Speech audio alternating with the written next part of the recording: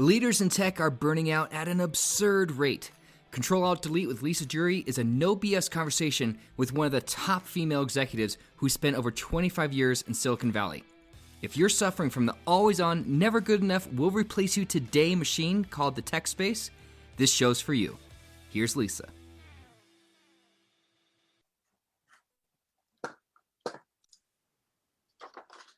Hey there, everybody. Lisa Jury coming at you live. Oh my gosh.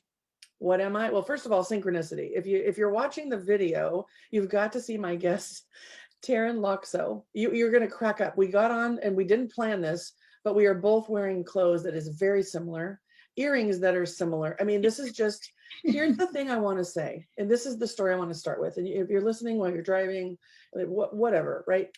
Do you ever notice the synchronicities when you show up fully open and ready, right? When you just, listen, Taryn and I both had mornings. We both have families. Everything's going wild, right? We never talked. And here we show up wearing the similar clothing and then having this brief conversation before we go live with this podcast about life and how much we have in common. So here's what I want to say to everyone listening. You're going to find some nuggets today that are going to be familiar to you. And what Taryn and I want to make sure we do is not just make you feel like, oh, I'm not alone, right? Which is super important, but we want to help you in your stuck spots and in the areas where you're just feeling maybe less than you want to feel, feeling confused or stuck, perhaps, just demoralized, de-energized. Is that a word? De-energized? Lethargic might be a better word. If you had any of that going on, like today's for you. And let me tell you about Taryn. And first of all, Taryn, I'm just glad you're here. I'm so excited to do this with you. Yay.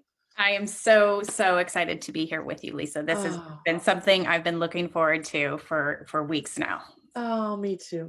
But let me tell you why I'm excited about Taryn. First of all, I've known Taryn for, I'm going to say 2 years, and we run in similar circles when it comes to building our businesses, helping our clients. And she actually is the one that exposed me to one of the most amazing tools that we'll talk about today when it comes to mental fitness. And I'm so grateful for that. But let me tell you about Taryn. So she ignites professionals who've lost their mojo and are feeling stagnant in their careers. And through her leadership coaching programs, she does that, right? She believes leaders are responsible for their world and deserve to show up with confidence and clarity in all areas of their lives. Taryn has over 20 years working in HR tech and brings a consultative approach to her coaching. She loves to help her clients intercept their inner critic's thoughts and grow their confidence by raising their positive intelligence quotient, which is something I alluded to when I called it mental fitness. So Taryn, I love that you have the tech experience. I know you know about HR systems. I know you know about people. I know you've lived in tech right alongside me. And when I met you, I felt like I found a soul sister. And I just want to unleash your awesomeness today and bring everything you can to our listeners so that they can make this time, it's like a mini retreat for themselves, for their soul, for, to align their head and their hearts. And listen, leaders in tech are burning out. Leaders in tech are tired. Leaders in tech love this, innovative world. That's why they're in there. But boy, disruption and constant changing world that we're in right now. What's your experience there? And let's just level set here when it comes to burnout and, tech. And then when it comes to your positive intelligence quotient, let's talk about that. Yeah. It's real. You're not alone. I mean, that's the first thing that comes to mind. I am seeing this through several of my clients. They're just feeling like it's the Groundhog's Day and they're just doing the same thing over and over. And it feels like they're pushing a boulder up the hill to get their projects done, to get their team aligned, to anything that is what they're doing feels hard, really hard. And they're just burned out. They're frustrated. They're like, there's something more. I'm missing something. That's really the message I'm getting from them. And so they're turning to me. They're like, help me find that thing. So it's like, well, what is it that I'm missing? They have to figure that part out. And then, well, where can I bring it into my life? How do I bring this into my life? Yeah. And are you finding too, let me ask you this, because when I was burning out, I didn't know I was burning out. I really just I thought, didn't either. I thought I was failing, right? I thought Mhm. something's wrong. Maybe it's old age. I mean, I'm cracking up, right? Because listen, I burned out a couple times in my life, but it was always like, I'm not as crisp as I used to be. And I'm really angry all the time. And I'm, I'm way more foggy brained, right? And I never use the word foggy brained. I would say like forgetful. So with the clients that you're seeing in your own experience, what are some symptoms? Because I don't think Mm. tech leaders go, "Oh, I'm burning out." No. Nobody talks like that. It's like a label we can use to kind of level set. But I think fundamentally underneath, when you think about productivity and just energy and results, which is why we're all here to make this impact, what are some descriptors or some experiences so people can peel this back a bit and go, oh wait, I do have that, or sometimes I feel Mhm. this way. Oh my gosh, so much is coming to my head, Lisa, because I think it manifests in different ways depending on the personality of the person. Hmm. So I'm seeing it as people who are checking out on life. They're either drinking or they're binge watching a lot of TV because they're so exhausted and they want a place to just check out and not have Hmm. their brains going all the time. Hmm. I'm seeing it in like trying to control everything, Oh my really trying gosh. to keep it all together, I'm right? raising my I think I hand. was in that place, right? I never said that, but yeah, the rigidity, right? Rigidity, like it Rigidity. has to go this way. If I'm not in control, it's out of control. Hmm. Um, and just this like avoidance and that actually flips back into that place of like either having a drink at night or watching too much Netflix, that might be the top one, or just not even stop making decisions. Yes, I've got a client who's just like, I don't even want to make decisions anymore because I'm doing it all the time at work. And so Hmm. she's not showing up in her family, in her relationship. She just checks out in Mm. that way. You know what? Let's double click on that because Yeah. I think that's a really important point, right? So when you have someone who, is running their company, they're running their division, they might just be running their team, whatever layer you are in Hmm. leadership in tech. I feel my head and my heart, they're aligned on this one. Work comes first, everything else comes second. And that's why I'm on a mission about the moments that matter. That's why I talk about this all the time, being present for the moments that matter. So let's go there. Let's talk about how someone who might be burning out, you might be burning out because I think for me, at least, listen, my own experience, my husband told me I was burning out. People at work told me I was burning out. They never said you're burning out. They're like, you're not yourself, right? I miss the old Exactly. Lisa. What's going on? Something's not right. These are the kind of conversations that would be had. But mostly people at work didn't say a damn thing. We just kept going. And then at home is where it really showed up. I feel Hmm. like when it got really, really bad, that's when I started getting pissed off at work and really like, I'm not going to that damn meeting. Blah, blah, blah. And I'd sit in the other room and just, dial it in so that no one could read my face. But yeah, so if you're sitting in rooms and not on camera and dialing it in to just get through the meeting, you might be burning out, right? So let's talk about that for a minute because I know you have experience with this too. So what are you seeing between how people are showing up at work, whether you're a remote worker or in person, face to face, and then showing up at home? Is there some insight you can share there for our listeners so they can try and assess where they are on the scale? Ooh, on the scale. I think you're at risk of burning out when you are in this place of, you said it earlier, the foggy brain, Mm-hmm. like unable to make quick decisions, just frustrated because you feel like you're doing it all and you're so exhausted and you don't want to be doing it all.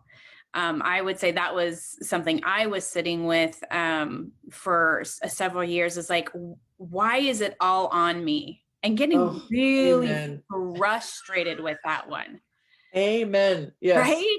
Yep. Like, why am I doing, I don't even want to do this. Like I'm giving up in showing up as a parent, as a Mhm. partner. I'm done. Mm-hmm. And that just breeds a yuckiness inside, right? Totally. Yeah. Let's talk about what we can do about this. So I think Yeah. there's enough here that people can go, okay, so let's not stay in the shit. Let's like move to No, like how we get out of it, right? How, right. so if you have identified yourself or someone you love in any of these, this is for you. Because now we're going to shift from how do you identify it? And believe me, you know, there's evaluations you can take. There's checklists, you know, this is out there. It's But just I you're in know, this doo-doo. You're in yeah, the but doo-doo. when you're in it, it's really hard to see your way out. And so we want to show you and share our own experiences and what we help our clients with today. So let's talk about this amazing thing, this transformational space to go from in the doo-doo, as you say, or I'm going to say, you know, in the ick. Oh, I said shit, so I'll just say it again. Right? For those That of was you what with children, inspired me. plug the ears, right? Talk to me about, okay, so I think I got some of this going on and I don't like it.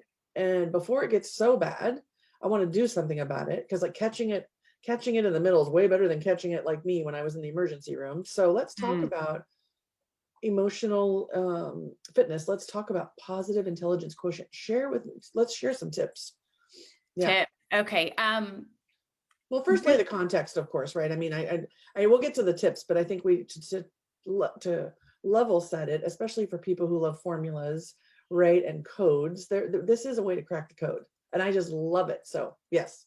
Yeah, the code. Okay, so positive intelligence, what in this space that I'm playing around with is the PQ. So your positive intelligent quotient, which is the number of positive thoughts divided by negative thoughts equals your positive quotient, I think. Or is it, I might have them reversed. I don't remember it top up, but it's a formula where is the number of negative thoughts that you're having on a regular basis more than your positive thoughts. Yeah. And we've heard this, right? 3-to-1 ratio. So really, to be in a healthy mental state, you want 3-to-1 positives to 1 negative. Can you intercept those quickly enough so that you're not being hijacked by the negative thoughts? And the negative thoughts emerge in worry, anxiety, shame, blame, not feeling like you're good enough. Like that's that energy of negativity. Oh, hold on. You're talking about like the human experience. Yes, right. Yeah. It's universal. Right? Yeah. In the always on, never good enough land of tech, I think you guys can identify with this, right? Yes. Yes. Absolutely. Yeah. So if you have more negative thoughts or experiences, feelings of not good enough, like I used to be like, how come I can't find my car? I'm so stupid. Right. But I had a huge parking lot and I wasn't focused on that. Or, you know, some of my clients are like, man, that guy gets under my skin. I just don't even want to talk to him. And we work with, you know, how can you build a relationship with someone you don't like when you have to get the job done? Because as a leader, guess what? That's your job. You got to figure it out. So whether it's I'm stupid, I can't find my car, to that guy drives me crazy, I don't want to work with him, and everywhere in between, what's some guidance you can give our listeners around? Because what I know is you have to catch yourself first and even become aware, and then you can do something about it. So how do you raise your awareness? How do you realize, oh yeah, boy, I mean, is it like tick marks on a piece of paper, or how can people become more aware so they can move into that space? Lisa, I love what you just said. It can be as simple as the tick marks, just to observe how many times in the day am I feeling negative about something, about myself, about somebody else, or around the circumstances.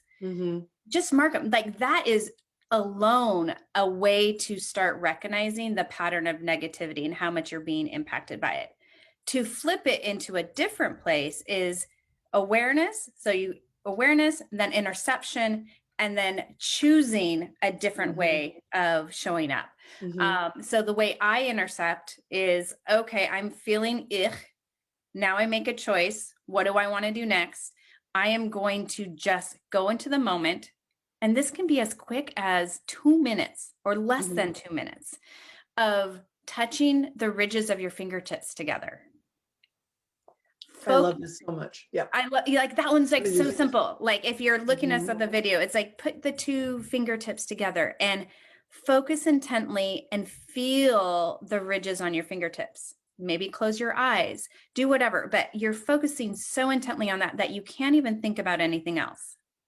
Yes, and when I was growing up, I'm just gonna go there. Yeah. My, this is how I roll. So it's like, oh, this really sucks, blah blah blah, and then my mom or my sister, or whatever, they'd step on my toe or run over my toe with a bike or whatever. All of a sudden, all my focus is on my toe and nothing else sucked, right? So I laugh at this like simplicity of making a choice to go, I'm not going to focus on everything that's wrong or myself because I'm not good enough. I'm going to go focus on my fingertips for a minute and like just get myself centered in the moment. It's so cool. Now, I'd rather rub my fingertips together than having someone step on my foot really hard. But hey, you do you, Right. I mean, yeah. there's so many things I want to like bounce off of this one, but having your running over your toe is like, how long do you want to keep your hand on the hot stove? Yep. Right. We are naturally designed as humans to pull our hand off when we touch the hot stove. So that's what in mental fitness you're doing, is you're raising awareness around when you're touching something hot and going, ooh, ouch, I need to pull my hand back. Mm-hmm. Now I can make a choice. Do I run my hand under the cold water? What self-care do I need to do in that moment to intercept and to think of a different choice of a way you want to show up? Mm-hmm. And that's when the superpowers come in, right? You can be like, do I approach this with curiosity?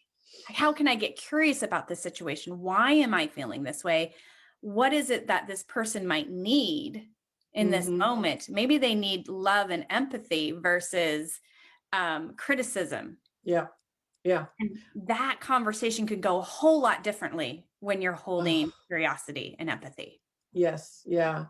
What I want to double click on what you just said, the hot stove, I love it. It's better than the running over my foot on accident, right? Because you're in control, right? If your hand's on the stove and you take it off. And I'm going to say this, and I'm going to lean really close. I'm going in here. So your job description as a leader, a business owner, a CEO, down to frontline manager, is to inspire and bring out the best in your people for the results of the company. And if you're a company worth working for, you're also giving back, right? I mean, listen, my 2 cents, this is how I feel. Your job is to do this. Your job is not to sit in your shit and like check out. Don't check out. You are a horrible leader when you are not present with your team. You're not a great partner when you're not present with your family. And guess what? You're doing it to yourself and you don't even know it. Like there's so much choice here. Okay. And I'm not trying to be black and white ones and zeros on this. There's a scale.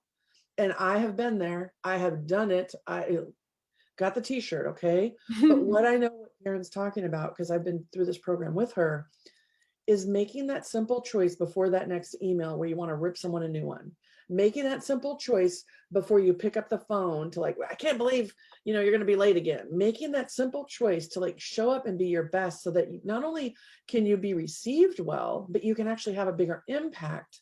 Could be as simple as rubbing your fingers together. And so simple. So why don't we do this, Taryn? Like, why don't we do this? We're not taught how to do this. We actually need to be shown how to have a mindful moment throughout the day. And it's more than just like sitting in a meditative room for 30 minutes when you wake up in the morning, because it's a battery. You need to keep it charged throughout the day. And so taking those little breaks of right before a meeting, or heck, this is going to feel a little like out there, but actually inviting your whole team. If you've got an hour-long meeting, everybody's been jumping from Zoom call to Zoom call or room to room, wherever you're at in your life, and frantic. That energy is just absolutely like, oh, this buzzy thing. If you actually, as a leader, invite everyone in to take 1 minute, maybe even 2, if you're really challenging, and just say, hey, everybody, I want you to close your eyes and just focus on your breath or your fingertips for 2 minutes. Let's all get grounded. I need to get centered here. Now you're leading, you're showing up in a place. I flipping love that. Yes. Right. And everybody gets grounded. And now there's a sense of calm. So it goes from frenzy to calm in under 2 minutes. Absolutely. Now what's possible with that meeting? Yes. I love it so much. One of the things that I've been doing I do a lot of team workshops with my clients, right? So they're back to back, just like you said. And I have them shake their hands, and then they're like, I'll do it first, right? And they're like, what? Yeah. No, I'm not going anywhere until I see some shaking. We're not starting, right? What? But as the leader, I owe them that. I owe them, to get their body moving, to get their blood flowing, and to laugh, because boy, do they start laughing. They're like, this is so ridiculous. And right? laughter is And then, such a balm, and it switches the brain. Because what we're doing here is we're going from the reptilian part of our brain, the fight or flight space, and now we're saying we're intercepting that. Yep. We're gonna switch into the executive leadership part of our brain and into our bodies. Yep. I love it so much. So everyone listening, you can either rub your fingers, you can shake it off, right? Sometimes I use music when, if I'm leading a meeting, I'll have the music on when people show up, and that changes everything, because who brings, DJ Lisa's in the house. What other tips, Taryn? So if no one wants to rub their fingers, because people are like, what's that? But listen, try it, double dog dare you. So I did the shake your hands, the music. What other ideas do you have to help for leaders to be get more grounded and shift from negative self-talk or negative judgment of others into like curiosity and being present? What other tips do you share with your clients? First, on full permission to take the pause, because the pause is going to get you there. So go slow to go fast. And in that pause, wiggle your toes. Oh my gosh, feet on the ground and wiggle your toes. No one can see that underneath the conference table, right? Or if you're on a Zoom call underneath your desk. Rub your hands on your pants or your skirt or something texture wise. What is it? But this one, I love this one. Looking specifically at the person across from you or on the other side of the Zoom camera and say like, oh, I'm going to look at their earrings right now. I'm going to look at their glasses. I'm looking at Lisa's hair, and I'm really focusing on her versus myself, getting yourself out of that inner critic place. Love it. Love it. Yeah. Okay. So everyone's got some sort of tip at this point, right? So once you're there, you intercept, as you said, right? So first you notice, then you intercept. What's the next step? So, you can do this in like less than 3 minutes, people. So as we're helping everybody, step 1, I'm just writing my own notes, right? Notice. Step 2 is intercept. However it feels good for you. What's step 3? Choose. You get to choose your superpower at this point.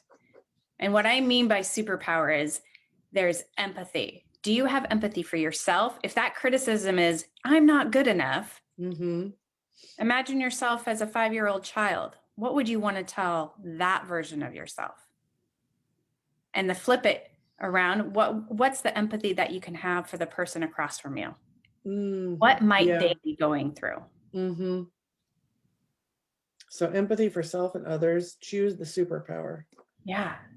So I'm gonna go here with you. So this is what I just love saying this so much. What the world needs now is love, sweet love, right? No joke. No flippin' joke. So in all of this, always on, never good enough, check your email at midnight, work on weekends, give it your all. One thing I wonder is, what feeling are you chasing? What feeling do you choose to stay in? What is the feeling of the always on, never good enough? Because listen, it's rampant. And the way that it changes is person by person and choice by choice. And my belief is that head and heart together is where the magic happens. When you integrate so listen, what's right, but how do you feel what's right? So honestly, when you say empathy, I was going to say choose love, like self-love and love for others. And I love love, obviously. Heck, I have hearts on my scarf today.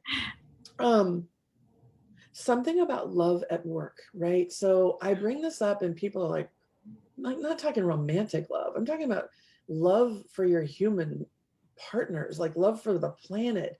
You can have people, profits, and planet. You can have relationships and revenue. I feel compelled to talk to you about love.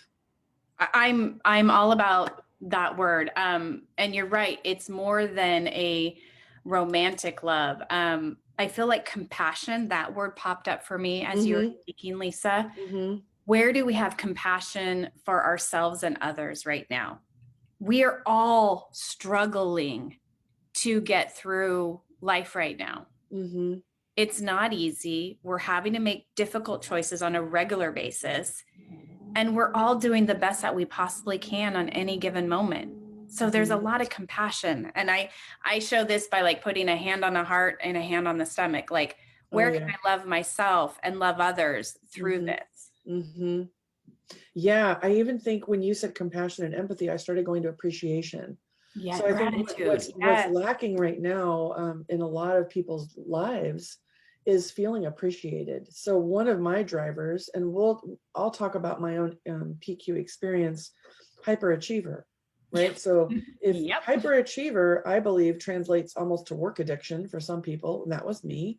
But fundamentally, the feeling I was chasing was appreciation, right? The feeling I was chasing was importance. The feeling I was chasing was impact. And when I look back at how I got to where I did when I burnt out, I didn't notice that I was always telling myself it wasn't good enough. I didn't intercept that to look at all of the great things I did. So one of my any tip for you, if you have LinkedIn, go look at your recommendations when you're feeling shitty about yourself. It's mind blowing what people have to say about you. So that might be one way to kind of reframe and intercept. But when you think about empathy, compassion, love, the thing that...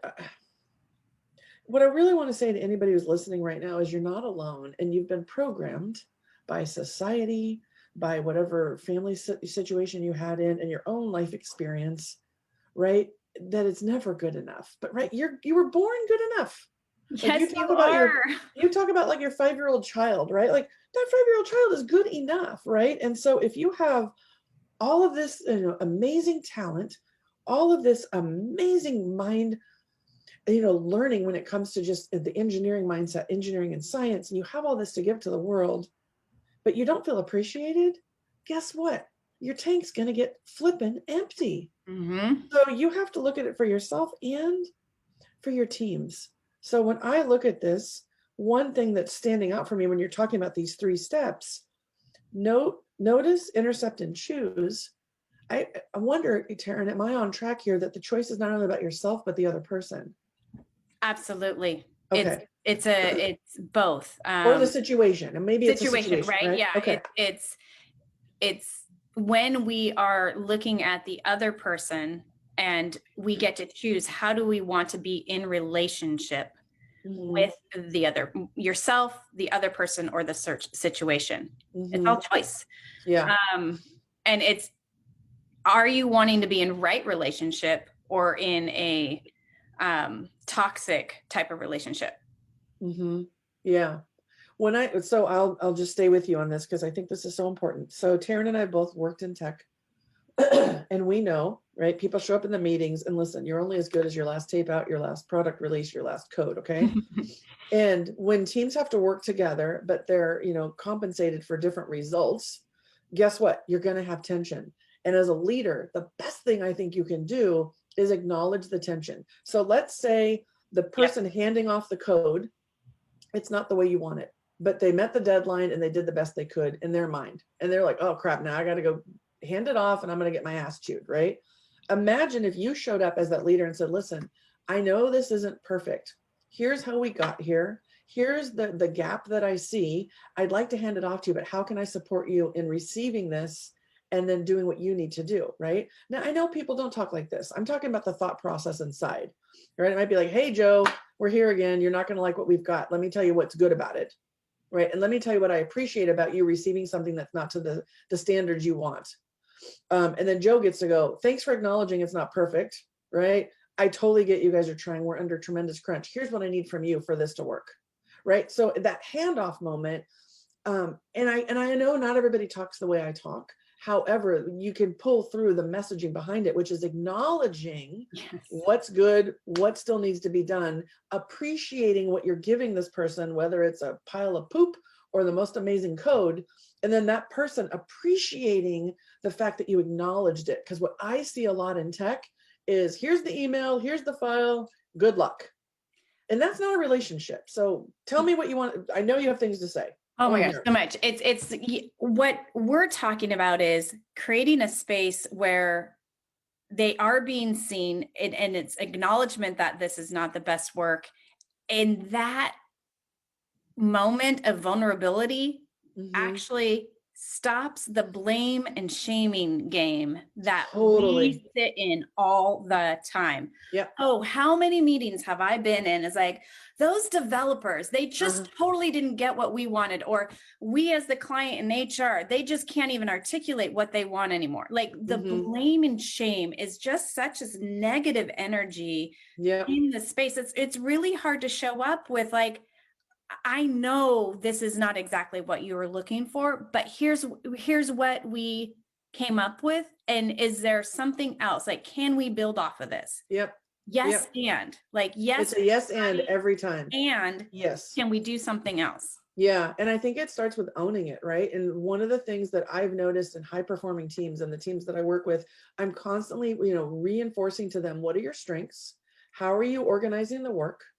Who is responsible for the handoff, right? Because really this is about communication. This is about influence.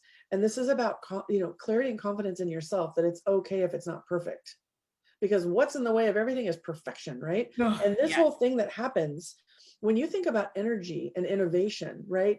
Oh, those developers, they never get it right. I mean, how many times did I have my feelings myself? Because I did.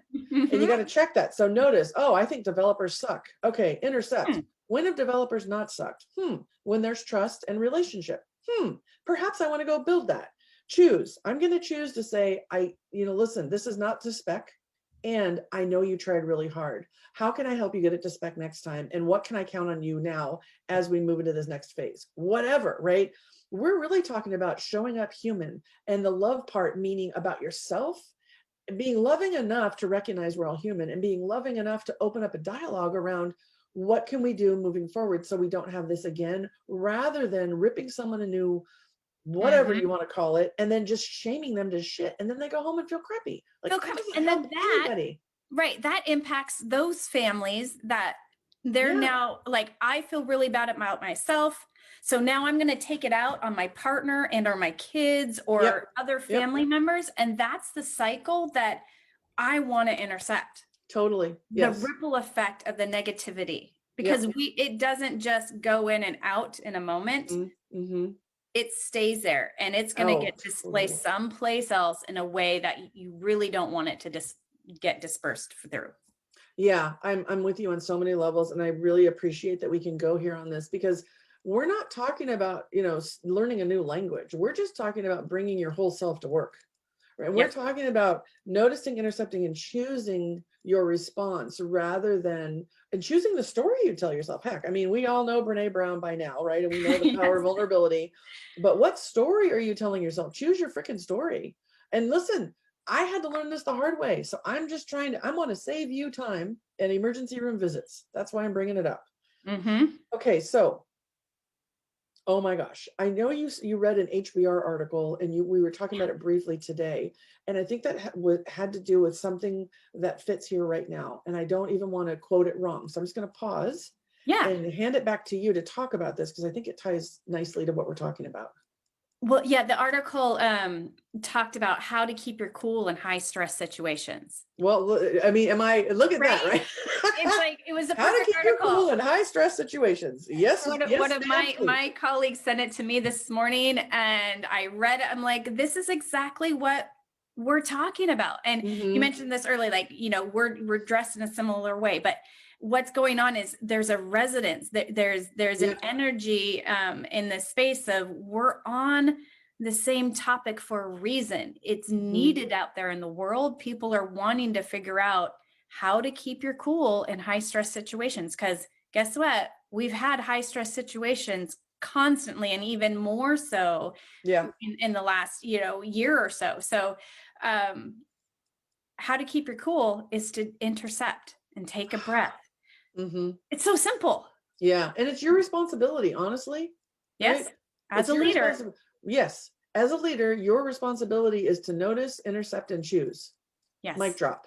Super simple, right? And how hard is that to do sometimes in high stress? Absolutely. Right? Absolutely. I mean, one of the things I used to do is put like a screenshot on my phone. So every time I went to check something, I might actually now change it to notice, intercept, and choose, honestly. Right? Love it. So what can you do? So what other tips to help people be mindful of this in those high stress situations? Be open to conversation. Never Say make an more. assumption, like you were talking about earlier. Mhm. You know, our story is not actually always right. I was saying we might have an intuition about something, but Mhm. we really need the other person's perspective to make sure that we're not creating a story all in our head. Our head is really good at making crap up. Yep. We're And really wired to have things make sense, right? That's yeah. how we operate. Yeah. Yeah. I just thought about this. And so for those of you that are parents out there, honestly, any leader, right? This will apply.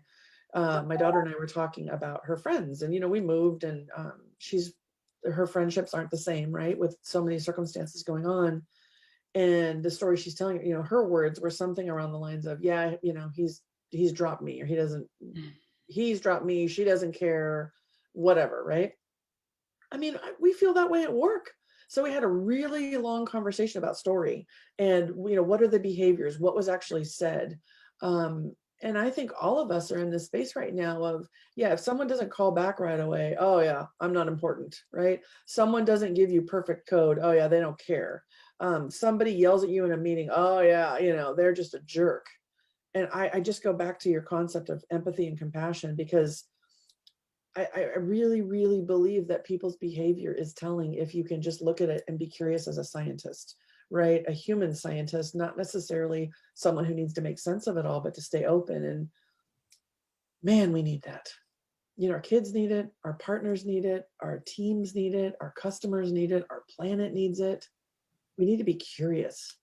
And what's possible when we can come from this place of curiosity? Yeah. Yeah. One thought I had when you were talking is accountability buddies, right? Safe Yeah. spaces. So, you and I were in a cohort for accountability reasons. So what are your thoughts on accountability in corporate, right? In tech, where do you see that work? I see that working.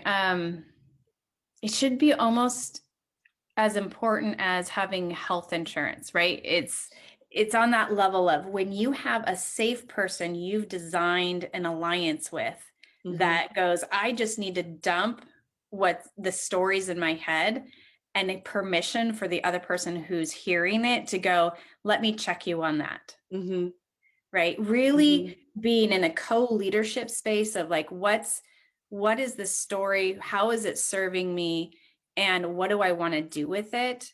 And having a partner share that. I see it as like two people leaning into each other. Yep. 100%, 100%. You're that much stronger than somebody doing 80 and 120, right?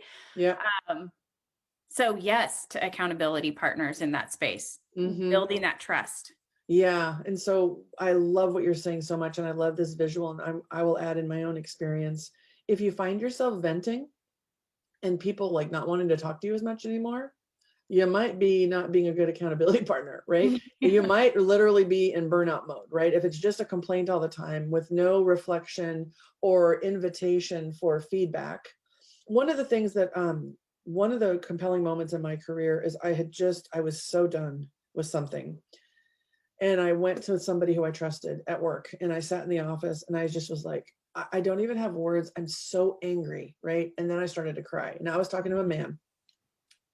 And I will just say this to all the men listening in, the person on the other end of me at that moment did exactly what I needed.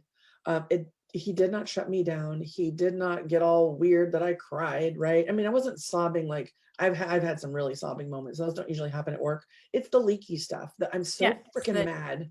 Yeah. It just starts leaking, right? And then the embarrassment kicks in, and then you want to shut it down. But he said, I really want to know what's underneath the tears. Oh my God. What I'm like, powerful. I was like, what's underneath the tears? Freaking anger. I am pissed off. I am resentful. I've given so much, blah, blah, blah. And I just start, right? And it didn't last long.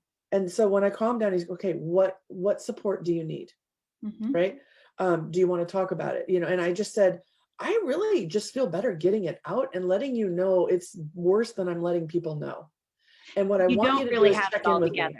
Yeah, I just want you to check in with me. And so what did he do? Once a week, checked in with me, right? Didn't hover, didn't raise the red flag, call everybody on me, but just kept an eye on me. And if I could do that over again, I think I would have said to him, now that I've had that experience and I knew I could trust him, I'd say, I really need someone that can hold me accountable. Right. Because what he didn't do in the time, which is exactly right. He didn't tell me I was wrong for my feelings. Like, don't tell someone when they're crying, you don't want to tell them they're wrong. And, he's like, what's underneath it? Right. But I know he had some opinions about how I was off on a couple of things and I wasn't in the right space. So over time, he would seed that. So I would say one tip would be, and I mean, men, I don't know that men cry as much as women in general, but I've seen men cry at work. And I also know anger is a cry for help. Right. I'm not sure I have a tip, but I want your perspective on this. Like, let's dissect my own experience so people on the call can learn from this. Well, what I took away from it, Lisa, as you're talking, was how powerful it was to be seen. And sometimes the question that anybody could ask of somebody else is, what do you need right now? And the right now is the important piece. Because the right now. Right now, it might just be, let me dump it out, process it. Maybe you're a verbal processor. You just need to dump it out. Or maybe it's like, I need to take the afternoon off. Right. But you're actually being asked, and the person has an opportunity to check in with themselves, which we don't often give ourselves permission to do, of like, what do I need right now? A good cry, a good vent, some time off. Yeah. Recharge the battery. Yeah. When I think about a lot of the people I coach as introverts, they always want to keep it every buttoned up, really have it nailed down. And I think if you're in that space where you're really pissed off and you're yelling at someone who's a safe place, or you're crying, and someone were to say, what do you need right now? I think the introverts in the room would be like, I don't freaking know. It's true. I don't have a clue. We don't get asked. Yeah, we don't get asked that question enough. Yeah. I think an introvert could say, this is my tip for introverts. I don't know right now. As soon as I'm clear, I'll be back with that answer. How would that land for you if you were the leader? If I were to say that to you, if I'm the introvert in your office and you say, what do you need right now? And I'm like, I don't have a freaking clue, but I really want to get back to you on that. I'm just glad you're listening. Like something like that. I mean, would you respect that person? Absolutely. Because now they're thinking, like, I actually can look at myself, not in this moment. I need time to process, but I'm going to start looking at what I need right now. Yeah. It's permission to go there so many times. I mean, I remember being asked that question coming out of my husband at the time, and I had separated and I was meeting with a friend and I was doing my vent session, like, right. Yep. And she turned to me and she's like, what do you want right now? I don't ever remember being asked that question. Yeah. I was like, oh gosh, I have. Right. I have an opportunity to ask for what I want. Yeah. Yep. It's mind blowing. I feel you so much. Yeah. And one of the things that I've found is I'll say, how do you want to feel? So if you don't know what you want, you at least know how you want to feel. And normally people go, I don't want to feel like this. And then I'll say, how do you want to feel? Well, you know what? I want to feel respected. Damn it. I'm sick of this crap. Right. I want to feel considered. Blah, blah, blah. Right. And then you go back into show. I love this so much. Okay. So notice, intercept, choose. Right. We've talked so much, Taryn. One question I have for you is, one of the things I know, and I love music so much, one of the things I know is that music can raise your energy. So let's say you're in that office and the person's like, I don't even know, right? But you, the people around you know a song that brings you joy or raises your spirits. I would be known to break out YouTube or whatever and put the song on for the person. So if you and I were ever in that situation, what song would be your go-to? What could DJ Lisa play for you? Oh, it's going to be Katy Perry, Roar. Oh, right. Yep. Just there's so many good pieces of it. There's like personal memories with that song, and just this, I have it within me. I can do this. That constant encouragement. I have what it takes to do what needs to be done. I love it. So one final tip here on that for anybody listening is, what's your go-to song? And then make sure whoever you trust knows that song. And I guarantee you, it happened to me the other day with a client. Her song is What Doesn't Kill You Makes You Stronger. Talk about tech, right? So she was just having a moment. I'm like, one moment. I go pull it up, play it. And she was all of a sudden like, I love you. Thank you. Right. And so instead of being pissed off, she was literally like, I got this. Right. So if you have a song like our friend Taryn does, Katy Perry Roar, let people know what that song is. Let at least one person at work know and be like, I need, can you play that song for me? That is a great way to kind of transition. Right. Mm-hmm. I mean, for a while, my song was I Don't Care Anymore by Phil Collins. That was not an energizing song. So I had to turn it. Right. I was like, that's not serving me. It's spiraling me out of it. But boy, I had to get that out in the vent sessions. Right. So song plays a part. And I will hold Katy Perry Roar for you anytime, Taryn. Oh, thank you, Lisa. I am so inspired by that. I'm like, oh, I am so going to fold this into my clients. Like, right? I want this to be a part of our designing our relationship and coaching. This is awesome. Absolutely. I love it. Yeah. Well, tell me, how can people find you? So, I mean, listen, you guys have only got a glimpse of Taryn. There's so much she has to offer. I'm a huge fan. How can people listening, if they want to learn more about you and what you do and the services you provide, how can they find you? Well, I have a pretty strong presence on LinkedIn, so you can follow me there. And it's Taryn Laakso. Laakso is a different spelling. It's Laakso. And it's Finnish, and it's my family name. And my website, www.unlocking with the locking being UNLAAKING, yourpotential.com.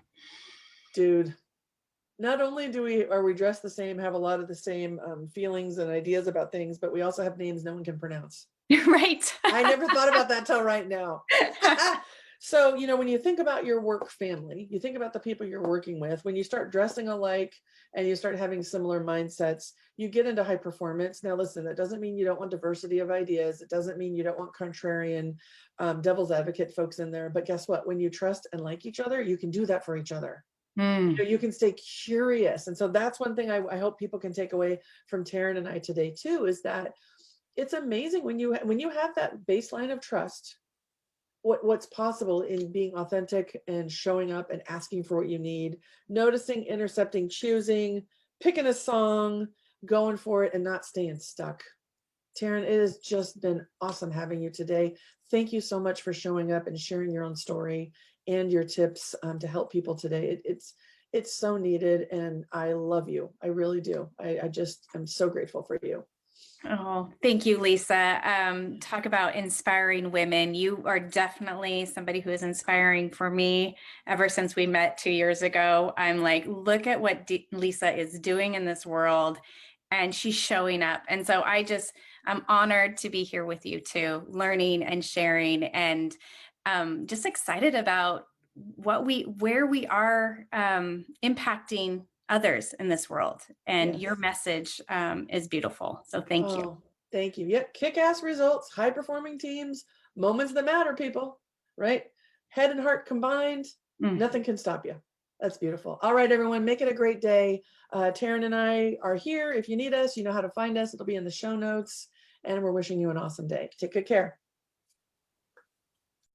That was great content, but let's be honest. If you don't get the support you need and start making changes in your life and work as a leader in tech, you can expect regret and burnout in the near future. Lisa can help you get kick-ass results at work without burning out, so you can be present for the moments that matter to you and your loved ones. Take your first step at rebootwithlisa.com.